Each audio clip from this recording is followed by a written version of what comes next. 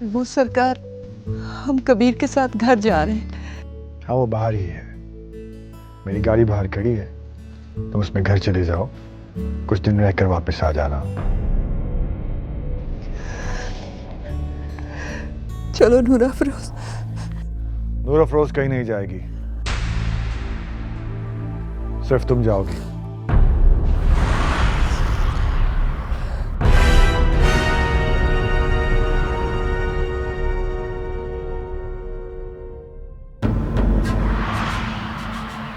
पर सरकार, इसके मामू की फौतगी हुई है जी।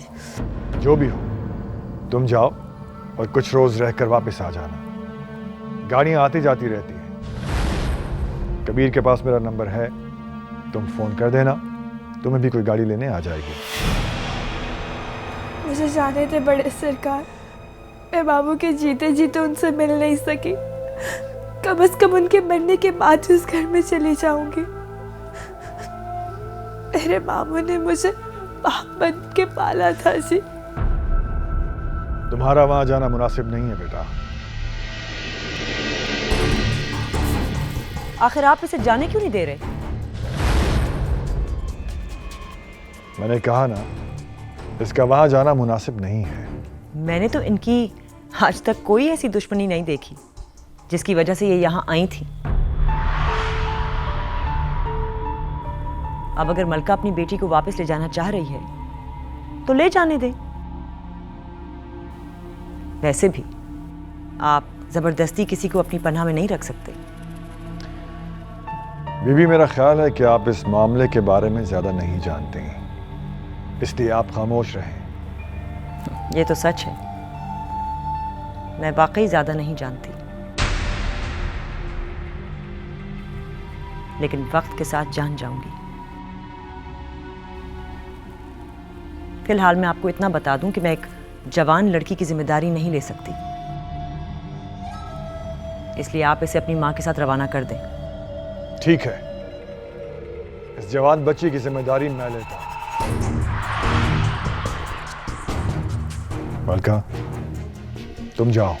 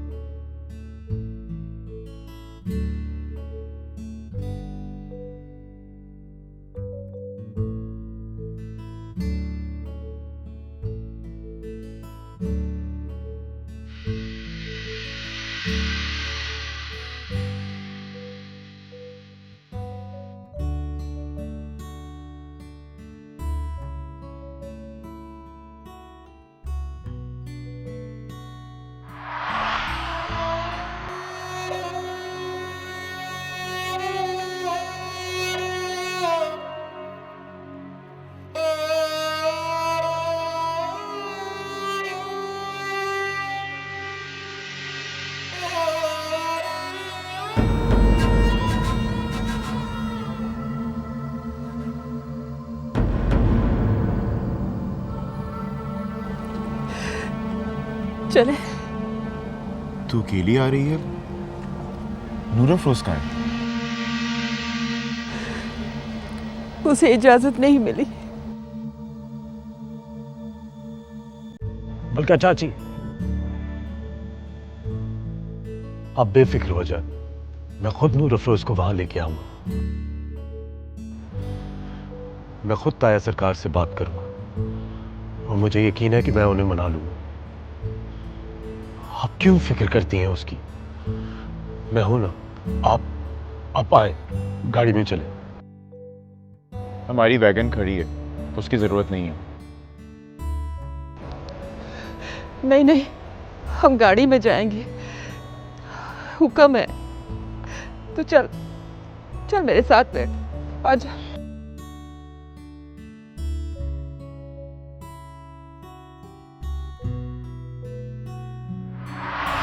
जब मैंने कहा कि उस लड़की को अपनी माँ के साथ जाने दे, तो इतनी सारी मुलाजमाओं के बीच में आपने मेरी बात को क्यों रद्द किया?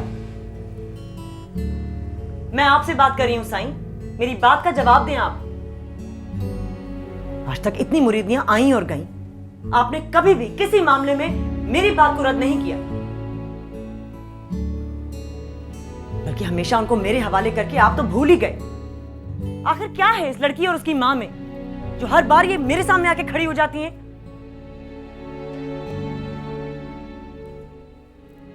क्या समझते हैं आप साईं? मुझे क्या समझते हैं आप, जो मेरी बात का जवाब देना भी पसंद नहीं करते? मुझे आप पे शक हो रहा है साईं। शक? कैसा शक? आपकी इनायत आपके किरदार की चुगली खा रही हैं।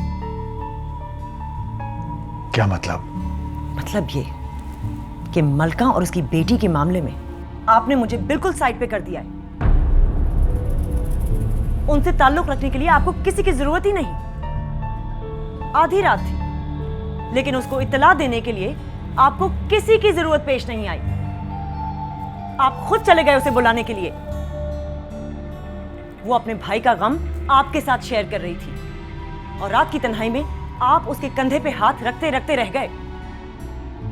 आप चाहते तो मुझे उठा सकते थे, अम्मा काली को बुलवा सकते थे, मगर नहीं। आपका तो ताल्लुक शायद इतना गहरा था कि आप खुद उसको बुलाने पहुंच गए और सीधा ऊपर तन्हाई में ले आए।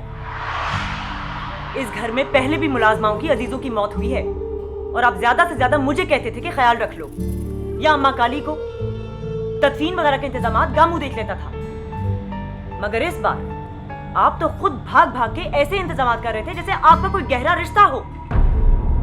शायद मेरी वजह से आपने लखी महल में ऐलाने सोग नहीं किया, वरना आप तो नीचे चांदियां बिछवाकर कुरान खानियां करवा रहे होते।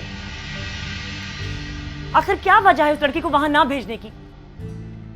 किसमें दिलचस्पी है आपकी, मां में या बेटी में? Shut up! Just shut up! क्यों चुप हो जाऊं? आपका फर्ज है मुझे मुतमईन करना।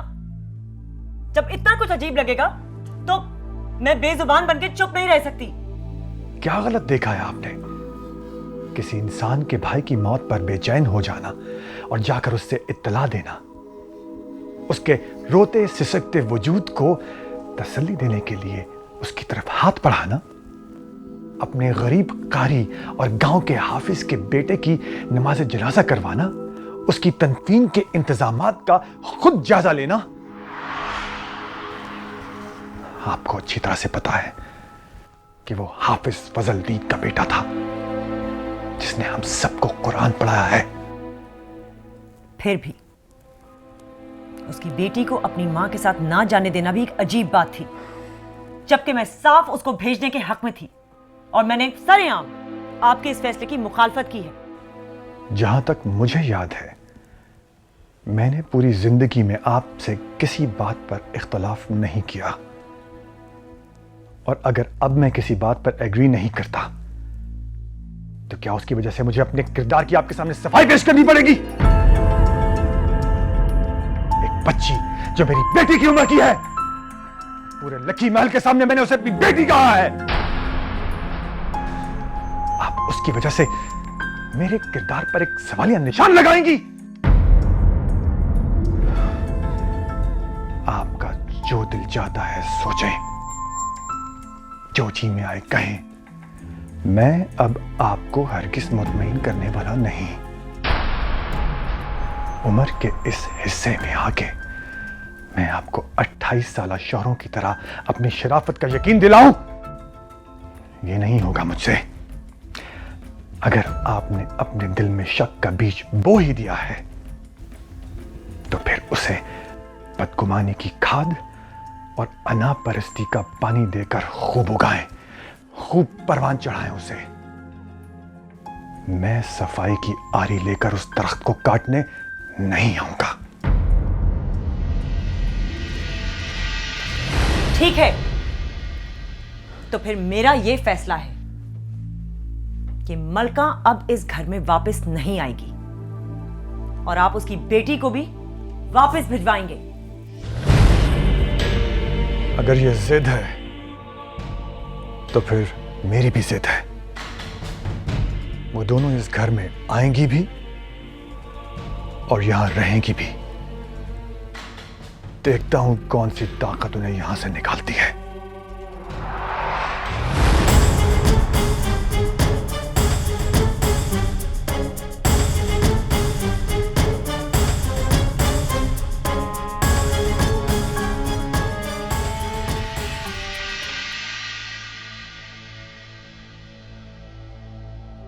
नूर अफरोज, प्लीज चाय पी लो। देखो, जरूर कोई वजह हुई होगी, तभी बाबा ने तुम्हें वहां जाने की परमिशन नहीं दी। देखो, मलका मासी ने हमें खुद बताया था तुम लोगों की वहां दुश्मनी है। सो अगर तुम्हें कुछ हो जाता तो?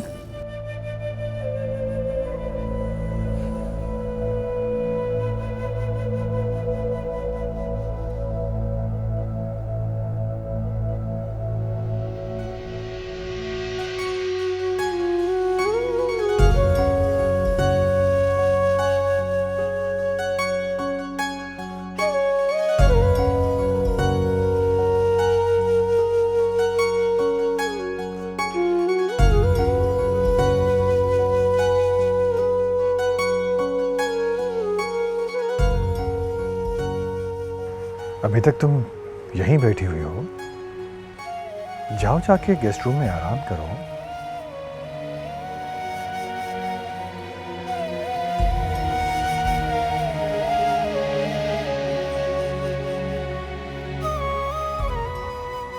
देखो बेटा, तुम्हारा मामू तो चला गया और तुमने उसका चेहरा भी देख लिया। अब वहां जाने की क्या वजह है? तुम अच्छी तरह से जानती हो कि तुम्हें उनकी बिरादरी की कोई जरूरत नहीं है, इसलिए मुझे भी तुम्हारा वहां जाना जरूरी नहीं लगा। और फिर तुम तो मैंने तुम्हें अपनी बेटी कहा है। तुम तो मेरी बेटी हो।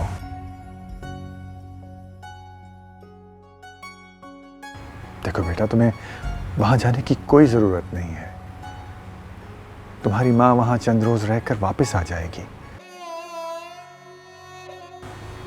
गुड्डी, बेटा इसे अपने कमरे में ले जाओ, इसका दिल बहल जाएगा।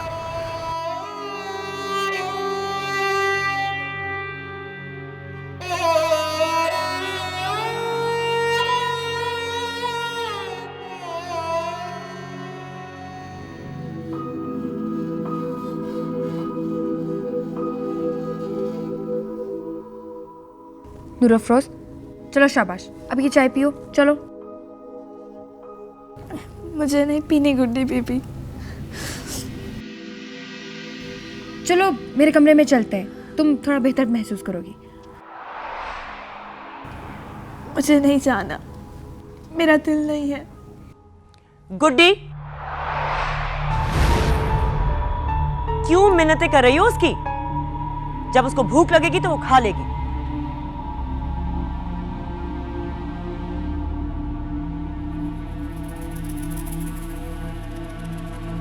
और तुम जाओ अपने कमरे में, जैसे कि और तो कोई काम ही नहीं है। सारी की सारी इसकी ड्यूटी में खड़ी हो गई है।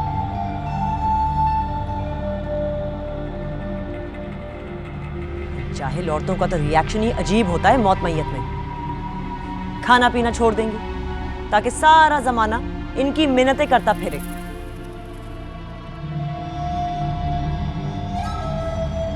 अटेंशन का कोई भी मौका हाथ से जाने नहीं देंगी।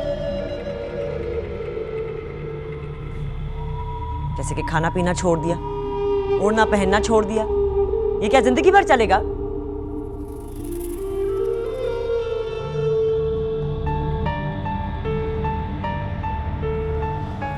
ताईजान क्या हो गया है? इतना क्यों बिगड़ रही हैं आप? मैं बिगड़ नहीं रही, मैं इन गवार औरतों की नस नस से वाकिफ हूं। बड़ी ट्रिक्स आती हैं इन्हें लाचार और बेबस बनने की। एहराम, इन कैटेगरीज की औरतें हर इंसान की अटेंशन अपनी तरफ डाइवर्ट करने के 100 गुण आते हैं इन्हें। इनके अजीजों की मौत हो, मैयत हो, बीमारी हो, इनसे बेहतर कोई नहीं कैश करा सकता। ताईजान कुछ तो ख्याल करें, अभी हम तदफीन से आ रहे हैं इसके मामू की। अब इतना दुख तो होगा ना? हाँ तो ठीक है, मैंने तो कहा भी था तुम्हारे ताया से कि जाने दें इस मुसीबत को, लेकिन नहीं। अब ये दिन रात रो रो के घर में नहूसत फैला रही है, जैसे कि इसकी मामू की सफ़े मातम यहीं बिछी रहेंगी। पता नहीं क्या मुसीबत है जो तुम्हारे ताया ने इसे छोड़ा ही नहीं।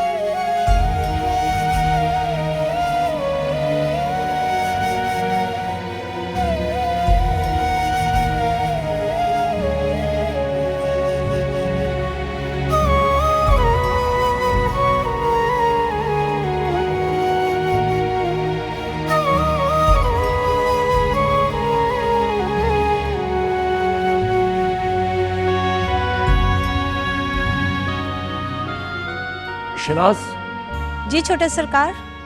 शहनाज मेरा कमरा साफ कर दो। जो हुक्म सरकार।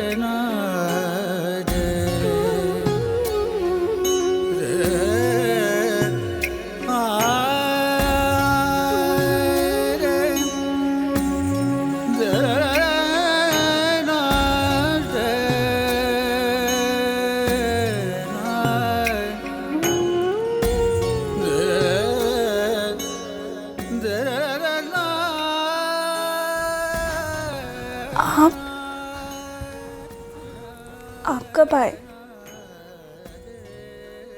यहाँ क्यों आए? अगर कोई आ गया तो? कोई नहीं आता। मुझसे क्यों घबरा रही है? शौहर हूं तुम्हारा। तुम तो मुझसे ऐसे डर के दूर हो रही हो जैसे मैं कोई गैर हूं। दुनिया की नजर में तो आप गैर ही हैं। दुनिया?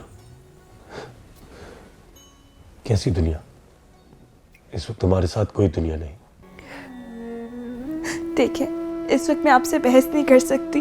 आप प्लीज जाएं यहाँ से। अगर कोई आ गया तो?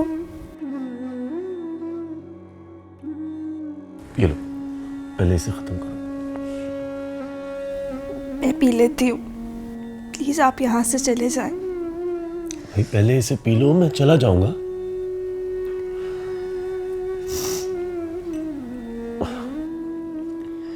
और अचानक ताईजान को वैसे क्या हो गया? मुझे क्या पता, मैं तो आपके सामने ही बैठी हुई थी। मेरा दम घुटता है यहाँ पे। मैं अपने मामू को जीते जी देख नहीं पाई। आखिरी बार आपके साथ मिलके आई थी। कल भी वो यहाँ आए थे मगर मुझे उनसे किसी ने नहीं मिलाया। सिर्फ इसीलिए कि मैं एक पीर की बेटी हूं और मेरे मामू गरीब मुरीद थे। सिर्फ इसीलिए मुझे इजाजत नहीं मिली। और अगर जीते जी मिलने की इजाजत नहीं दी तो आज मुर्दा चेहरा भी क्यों दिखाया बड़े सरकार ने? और उनका सबसे बड़ा जुल्म तो ये है कि मुझे अपने मामू के घर नहीं जाने दिया। अब वहां जाकर तुमने करना भी क्या था नूर अफरोज? मैं सब समझती हूँ। बड़े सरकार के इस फैसले में आप भी बराबर के शरीक हैं।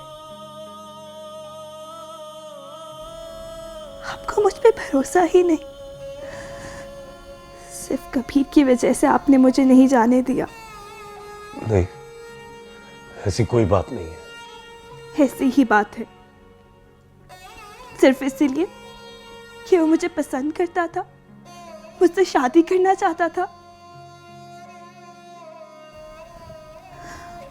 आज मेरा उसके साथ मामू की बेटी होने वाला रिश्ता भी नापाक हो गया। हमने दुख सुख साथ गुजारा है। कबीर ने अपनी जरूरतों को मेरी जरूरतों पे कुर्बान किया। अगर आज मैं वहां चली जाती तो क्या बुरा हो जाता, मगर नहीं। मुझे यहाँ मुलाजमा बन के बीबी मुर्शिद की जिल्लत सहनी थी। और आप जो मेरे शोहर होने का दावा कर रहे हैं, मुझे यहाँ कमरे में बिठा के कॉफी पिला सकते हैं, मगर मुझे मेरे मामू के घर नहीं पहुंचा सकते। मैंने पहले दिन ही अंगारे से दाग के मुझे कहा था कि ऐसे चलेगी सारी जिंदगी तू, और सही कहा था। यहाँ कदम कदम पे मौत है अपने नफ्स की, और हम जैसियों को इस एक छुपे हुए रिश्ते के पीछे सारे रिश्ते कुर्बान करने पड़ते हैं।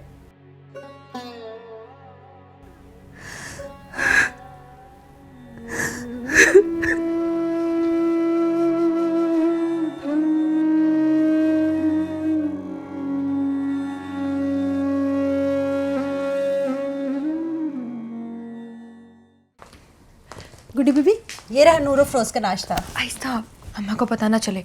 और चलो मेरे साथ गेस्ट रूम में ये नाश्ता लेके। नूर अफरोज, मेरी बात तो सुनो। मैं अभी गुस्से में हूँ, पता नहीं क्या क्या बक रही हूँ। आप प्लीज जाए यहाँ से। अच्छा रोना तो बंद करो प्लीज, मेरी बात सुनो।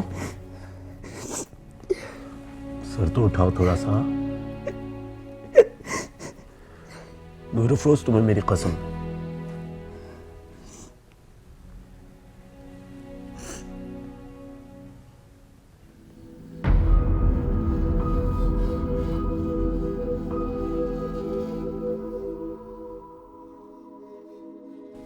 तुम्हें वहां जाना है, मैं तुम्हें लेके जाऊंगा, इसलिए तुम्हें बिल्कुल भी परेशान होने की कोई जरूरत नहीं है। तुम इस घर में जिस जिस तकलीफ से गुजरती हो, वही अजियत उतनी ही शिद्दत से मैं भी महसूस करता हूं। इसलिए तुम कम से कम अपने आप को बिल्कुल भी तन्हा ना समझो। तुम ये सोचकर इस घर में रहो कि एक ऐसी आंख है जो हर वक्त तुम्हें अपने आसपास देखना चाहती है।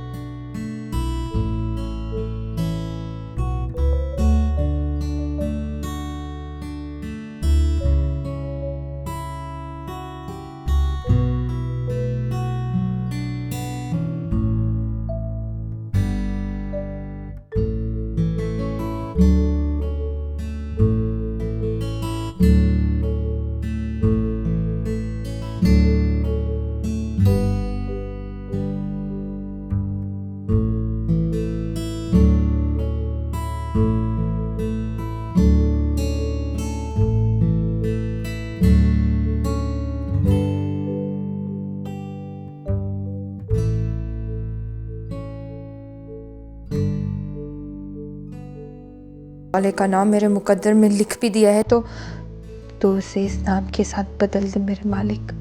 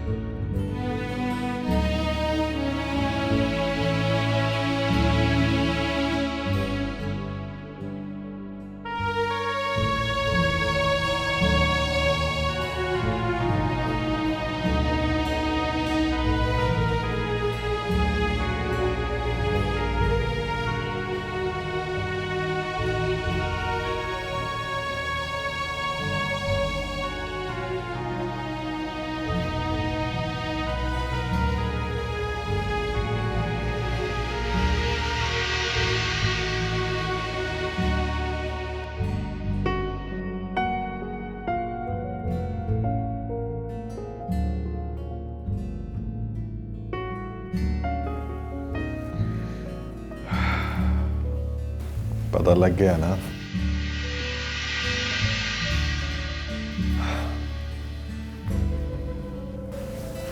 आ गए ना बेचैन होके घर से बाहर? बस अभी तक तो मैंने बेबसी का मजा ही चखा है। नहीं, सारे जायके चखोगे तुम। ये मोहब्बत तुम्हें दर्द के घाट घाट का पानी पिलाएगी।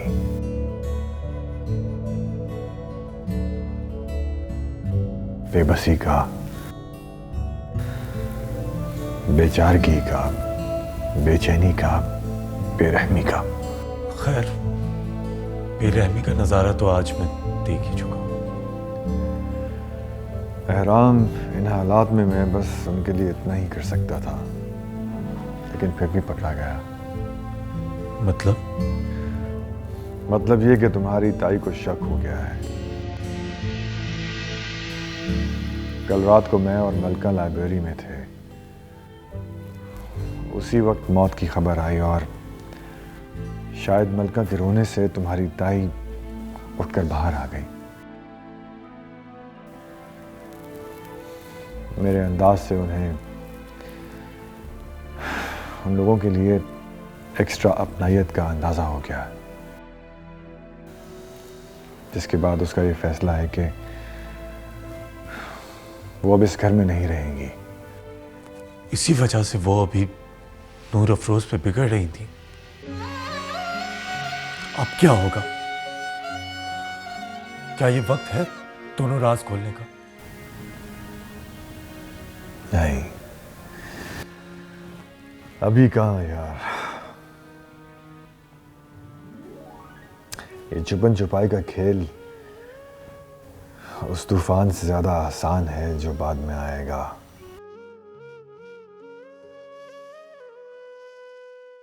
पता नहीं उस तूफान में क्या क्या निस्तो नाबूद होगा और क्या बाकी रहेगा। पता है राम, मेरा दिल चाहता है कि ये राज मेरे मरने के बाद खुले। मौत दुनिया वालों की नजर में मरने वाले के आधे से ज्यादा गुनाह खुद ही माफ करा देती है।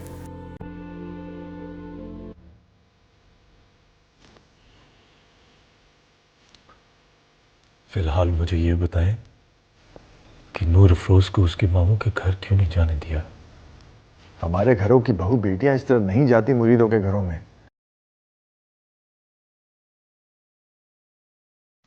फिर मुझे अजीब सा खौफ भी महसूस हो रहा था। पता नहीं क्यों मुझे लग रहा था कि अगर एक बार वो चली गई तो उसकी मां वापस नहीं आएगी।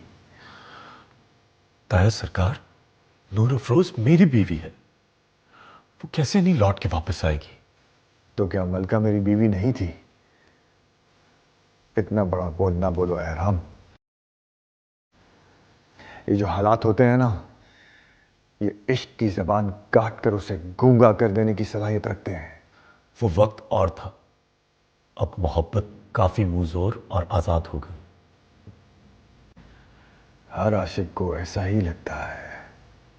इस बात को छोड़े, मैं अपनी बीवी को उसके मामू की मौत पे ले जाना चाहता हूं। मुझे आपसे इजाजत चाहिए। मेरे लिए उसके मामू का मुरीद होना कोई बुराई नहीं है।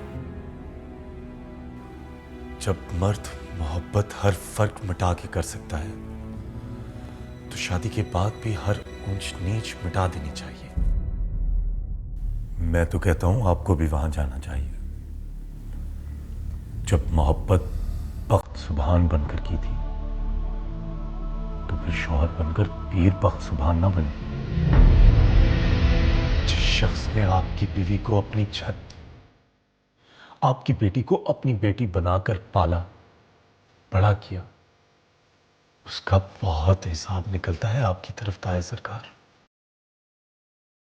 सिर्फ दफना कर बरी नहीं हो सकती। मलका चाची को वैसे ही आपने कुछ नहीं दिया, हर दुख सुख में आप उनसे दूर रहे। उन्होंने कभी इस बात का शिकवा नहीं किया, तो जरूरी नहीं कि उनको आपसे कोई शिकवा हो ही ना।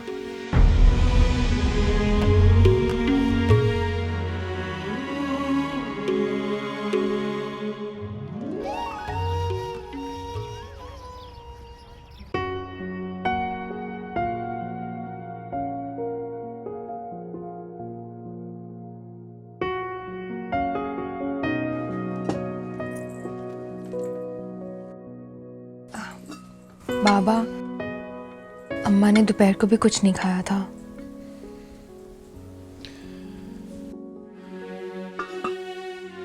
काली, जाओ बीबी को कहो कि मेज पर खाना लग गया है, आकर खा लें। जी सरकार।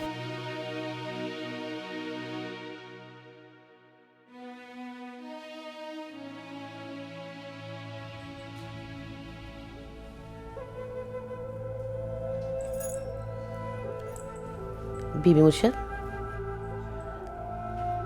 क्या बात है?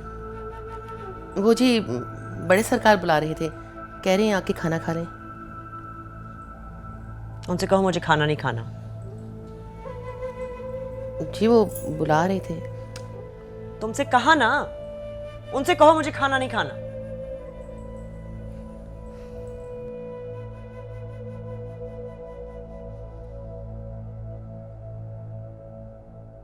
नूर अफरोज ने कुछ खाया? जी नहीं बाबा, बस दोपहर को थोड़ा सा खाया था खाना।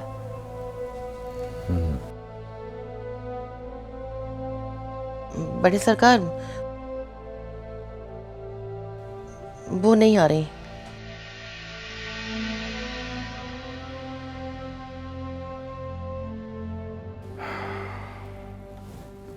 लिख देना।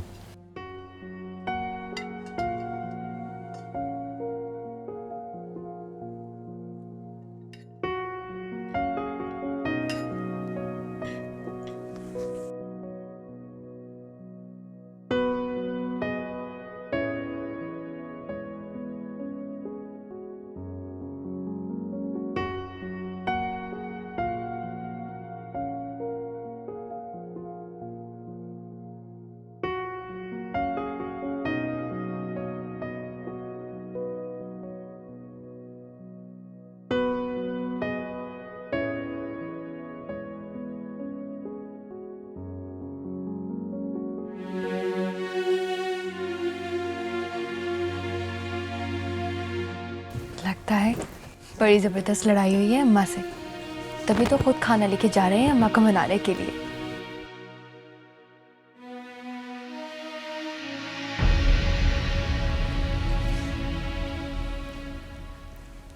अच्छा, तो ये नूर अफरोज के लिए खाना लेके जा रहे हैं।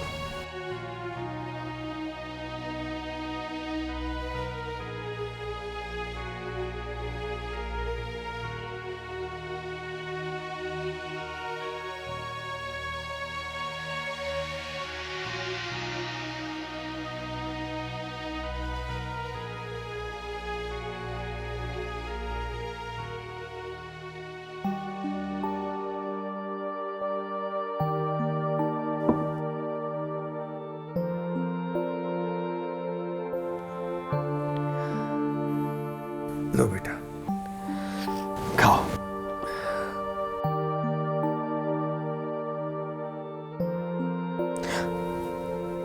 आपने मुझे जाने क्यों नहीं दिया?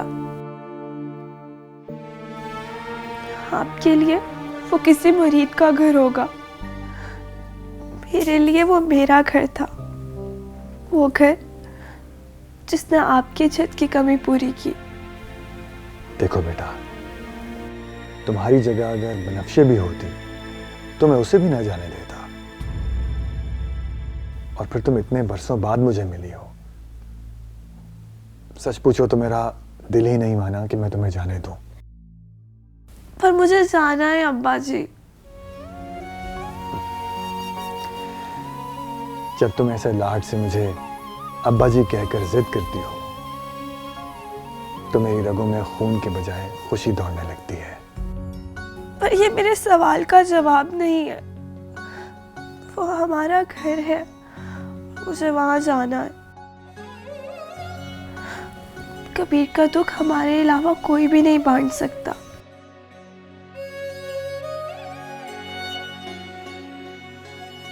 जिद में तुम बनफ्शे से एक कदम भी पीछे नहीं हो। ये लो खाओ। अच्छा बाबा, भेज देता हूं, एहराम तुम्हें ले जाएगा, लेकिन एक वादा करो कि वहां से जल्दी अपनी माँ को लेकर वापस आ जाओगी। हम कब जा रहे हैं?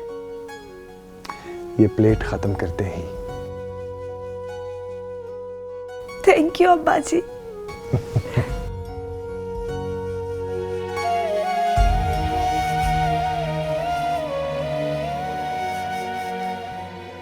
चलो अब खाओ।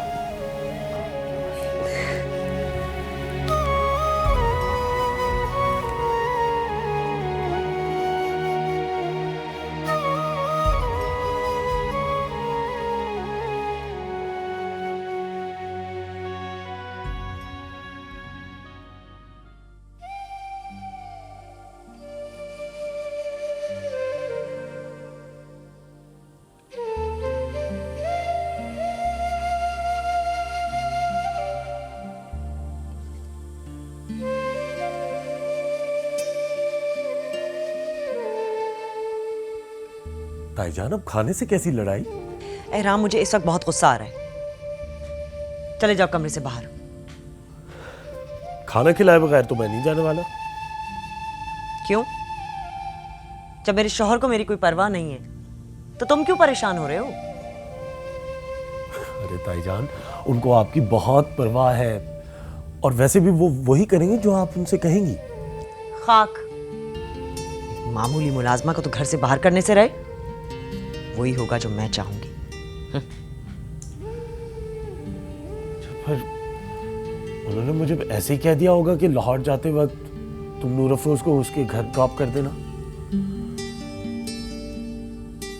सच? कब? मैं जब ताया सरकार के पास दरबार गया था लाहौर जाने के लिए इजाजत लेने के लिए, तो तभी उन्होंने मुझसे कह दिया था कि लाहौर जाते वक्त तुम रास्ते में नूर अफरोज को उसके घर ड्रॉप कर देना।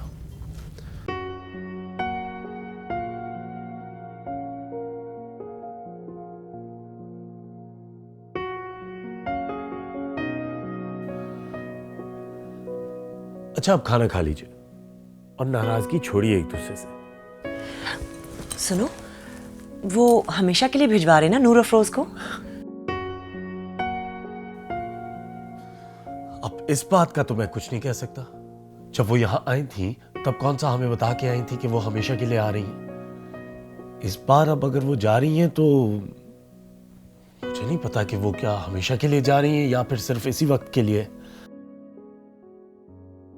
वैसे एक बात बताइए, इतनी सारी मुलाजमाएं हैं, आपको क्या फर्क पड़ता है इन दोनों माँ बेटी से? पड़ता है फर्क। मैं कह चुकी हूं तुम्हारे ताया सरकार से, मैं अब इन दोनों को नहीं बर्दाश्त करूंगी यहां। कब निकल रहे हो तुम? बस खाना खाते ही। चले, अब तो आप खुश हो जाएं। ताया सरकार ने मुझसे खुद कहा कि आप उनसे खफा हैं, और उन्होंने ये भी कहा कि जब मैं वहां जाऊं तो उसे साथ लेता जाऊं। उन्होंने आपकी बात का मान रखा, इसलिए अब आप भी अपना हाथ थोड़ा हौला रखें। तुम्हारे अंदर तो एक पक्की औरत रहती है।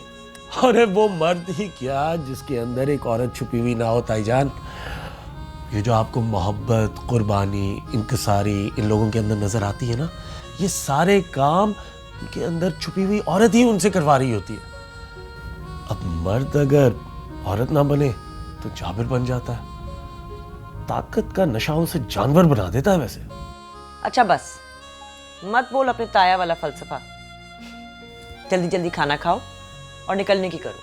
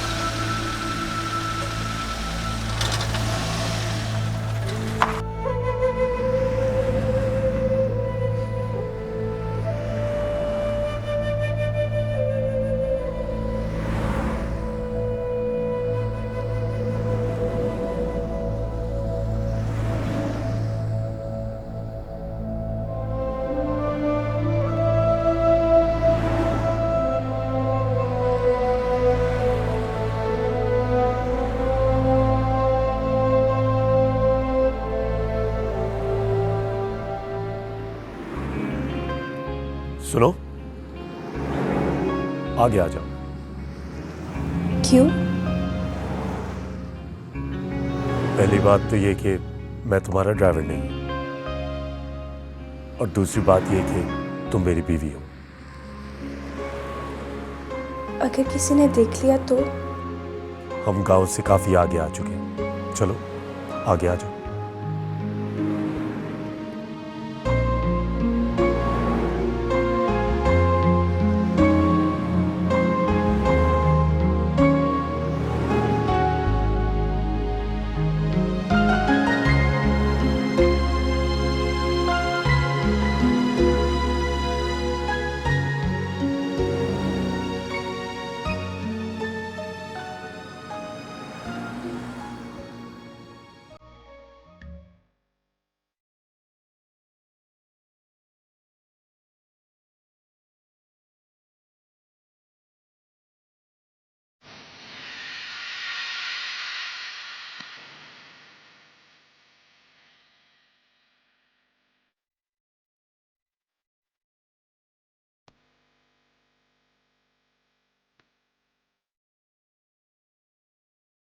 नूर फिरोज दिख नहीं रही।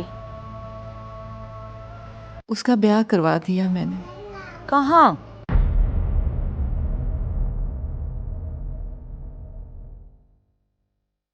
उसके दादकों में।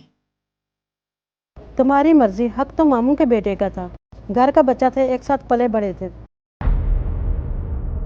तुम्हें भाई के साथ ये ज्यादती नहीं करनी चाहिए थी। वैसे उसको इतला कराई थी आपने? जाहिर है।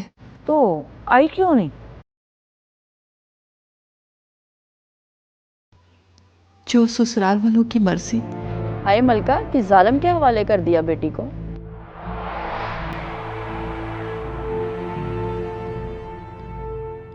मामू गुजर गया, बच्ची को अपने घर नहीं छोड़ा। जिस मामू ने बाप की तरह पाल पोस कर बड़ा किया था, उसकी मौत पे भी नहीं आने दिया।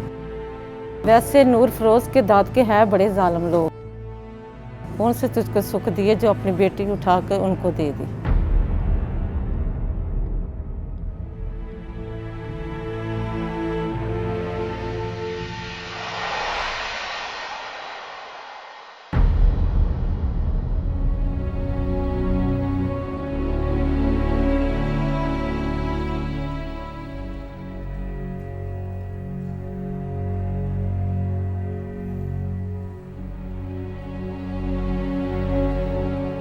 शौके जी, तुझे पता भी ऐश्वर्य चचा के सामने ऐसी कुछ खाने पीने को रखते तो वो पड़े का पड़ा रह जाता है, उन्हें बैठ के खिलाना पड़ता है। तूने क्यों चाय ऐसी उनके सामने रख दी? मैं भी रख। रहने दे, पिला दूंगा मैं खुद ही।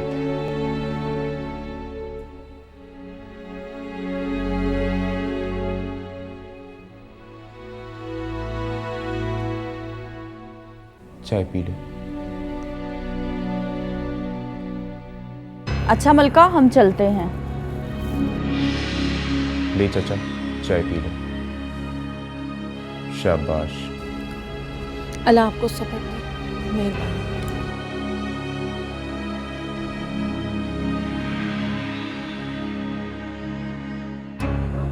ये ले और पी ले।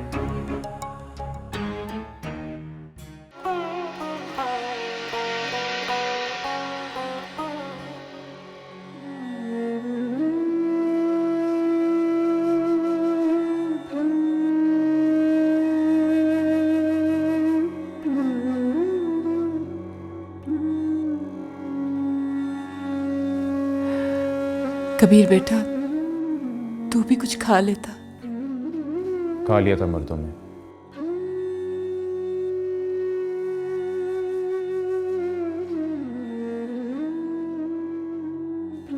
तुझे किस पे गुस्सा है? किस्मत पे गुस्सा है पुप्पी, उसी ने रुला दिया।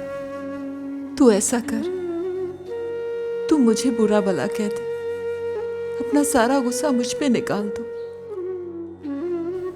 निकाल देता, मगर तू भी पीरों की नजर हो गई। मेरे हिस्से के सारे रिश्ते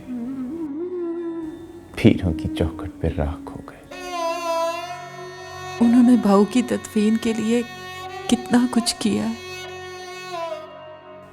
तेरे लिए बहुत होगा पुप्पी, क्योंकि तेरी इज्जत नफ्स बहुत पहले पीर बख्त सुभान ने खत्म कर दी थी। इन बड़े लोगों के शहर में आके इंसान सबसे पहले अपनी इज्जत नफ्स खोता है। आज तक तुझे नाम नहीं दे सका अपना, और तो और तेरे भाई के मरने पे तेरे साथ उसके घर तक नहीं आए, नूर अफरोज को रोक लिया।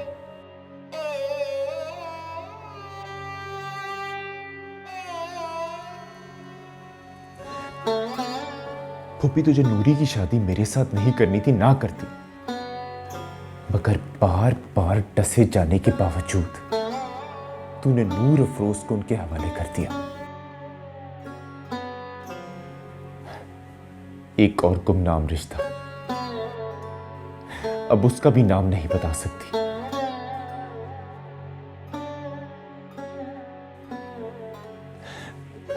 किससे की तूने उसकी शादी, बताना। वक्त आने पे बता दूंगी। फूफी, तेरी जैसी औरतों की कभी बारी नहीं आती, और तूने नूर अफरोज को भी कतार में अपने पीछे खड़ा कर दिया।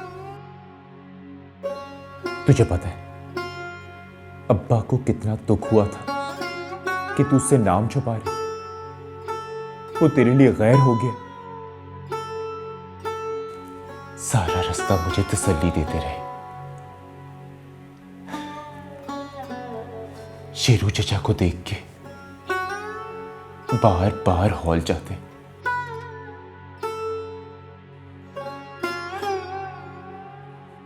मेरी बर्बादी के खौफ से मर गया मेरा बाप, और हमारे घराने की बर्बादी के जिम्मेदार सिर्फ और सिर्फ तेरे वो पीर हैं। जब वो अब्बा को कब्र में उतार रहे थे ना, तो मुझे यूं लगा कि इसी तरह उन्होंने हमारी खुशियों को अपनी अना की कब्र में दफनाया होगा।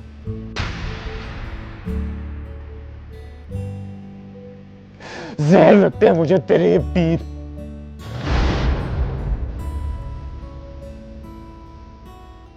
लोगों को इतनी खूबसूरती से जलील करते हैं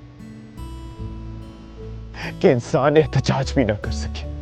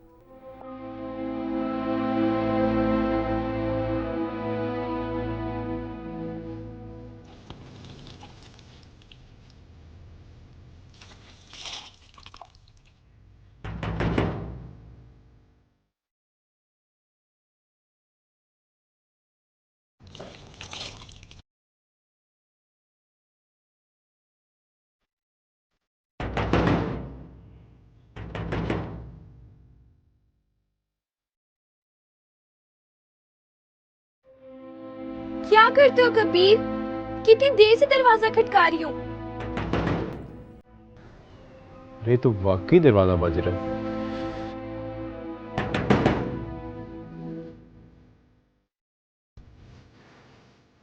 आया।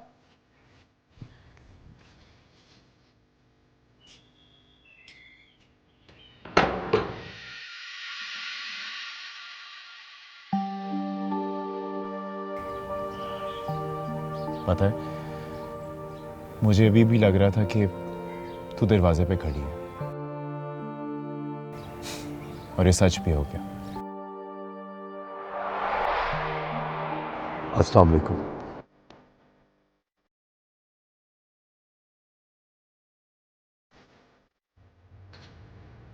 तू अंदर आ जा।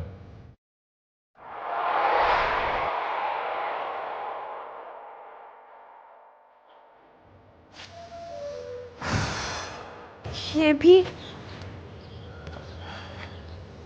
हाँ, वो मैं अभी अभी सो के उठा हूँ, तो बाहर टेंट खाली होगा। तुम अंदर जाओ, मैं इन्हें लेके बाहर बैठता हूँ, जहाँ कल सारे मर्द बैठे थे पुरसे के लिए। ये बाहर कहाँ बैठेंगे? क्यों? ये खानदानी पीर हैं, इन्हें पता है कि भाई हर घर की प्राइवेसी होती है। और वैसे भी हम खुद जाके इनके मुरीद खाने बैठ आए। कोई बात नहीं, तुम परेशान ना हो, मैं बाहर बैठ जाऊंगा, तुम अंदर जाओ।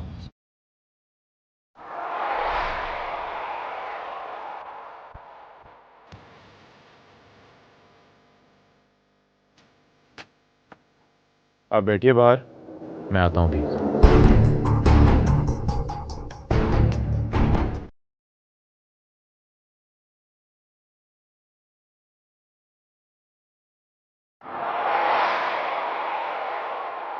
ये क्या कर रहे हो कबीर? इन्हें अंदर आने दो। तुम शायद भूल रही हो कि तुम अफसोस करने आई हो अब्बा का, वो भी अपने घर में। क्या हुआ था मामू को? जब पख्ता वाला से चले तो जिंदा थे, और जब यहां पहुंचे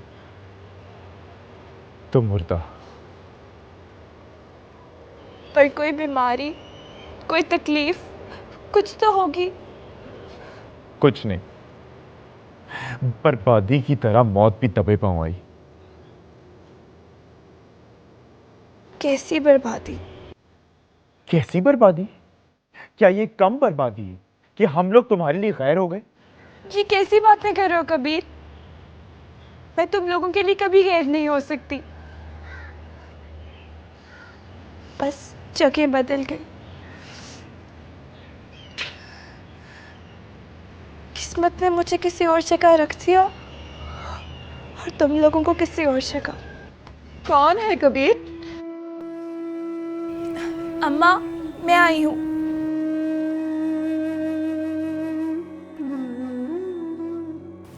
तू किसके साथ है? ये बड़े सरकार के साथ? नहीं, छोटे मदारी के साथ आई है। ये क्या बकवास कर रहे? बकवास कैसी? ये मदारी हैं और हम इनके पाले हुए बंदर। जब जी चाहे अपनी मोहब्बत की डुगडुगी से हमें नचाना शुरू कर दें। उफ़ो, अम्मा, मैं हराम के साथ आई हूँ। अच्छा, कहाँ है वो? उसे बुलाओ ना।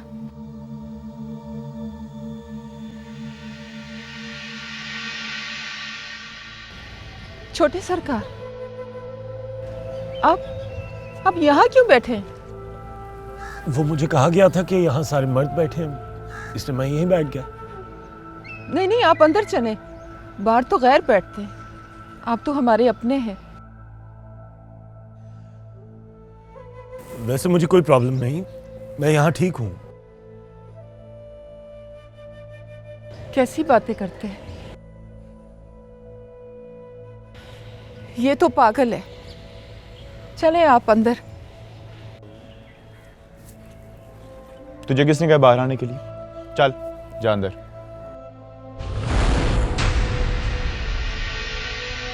चल जा ना।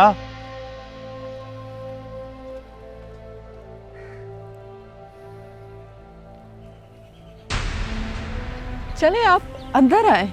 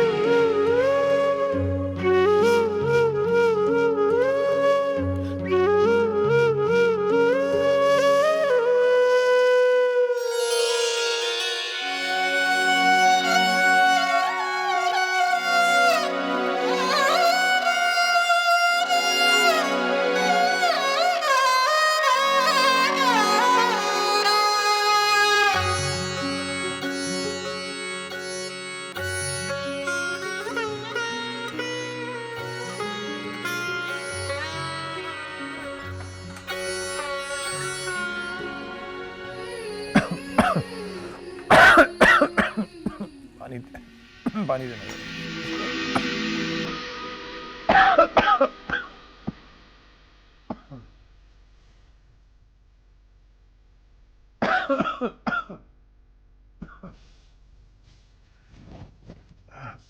ये क्या? तुम्हें पता नहीं है कि साईं सिर्फ कटोरे में पानी पीते हैं? चंद दिनों के लिए मलका क्या आ गई, सारों की याददाश्त ही चली गई, सब की सब होश खो बैठी। कोई बात नहीं, दे दो।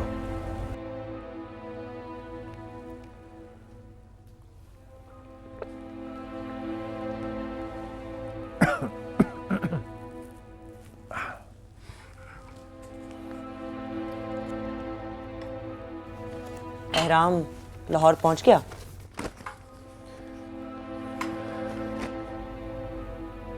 क्या ख्याल है साईं? आपने मेरा कहना मानकर उन दोनों को घर से निकाल दिया, तो मैं आपके पैर छूकर माफी मांगू?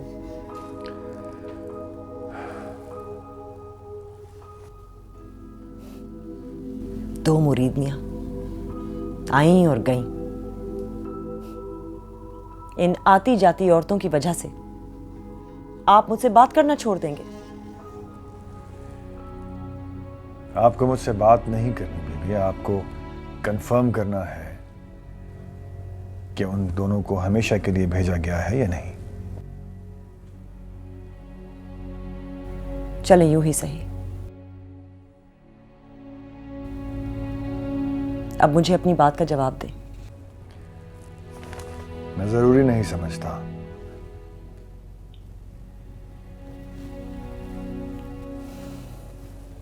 इसका मतलब है आप उन्हें वापस लाएंगे?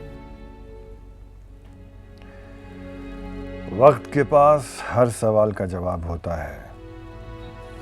जल्दी मचा के आप खुद को और भी तकलीफ में मुब्तला करेंगी। मैं इसे अपनी बेइज्जती समझूंगी।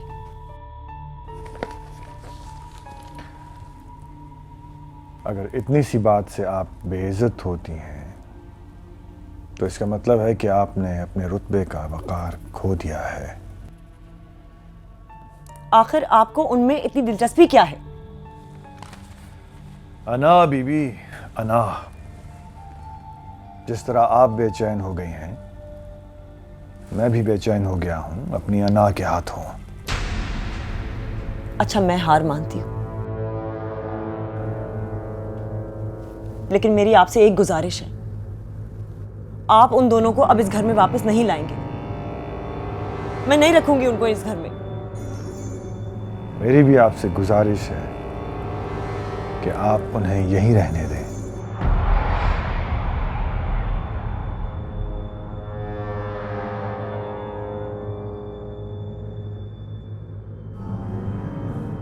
किस में है दिलचस्पी आपको? मां की तो उम्र ढल गई, बेटी में ही होगी।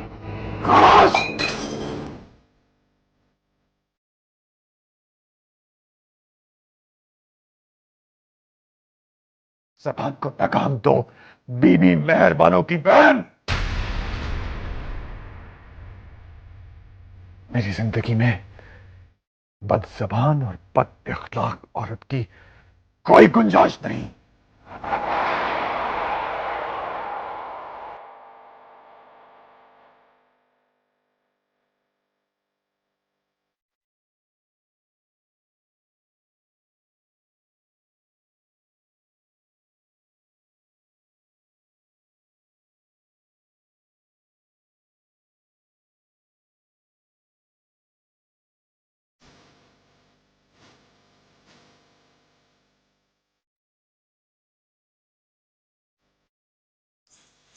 क्या हुआ बीबी मुर्शद? यूं समझो, साईं ने मुझे उठाकर जमीन पर फेंक दिया है और मेरे टुकड़े जमीन पर बिखर कर फैल गए हैं।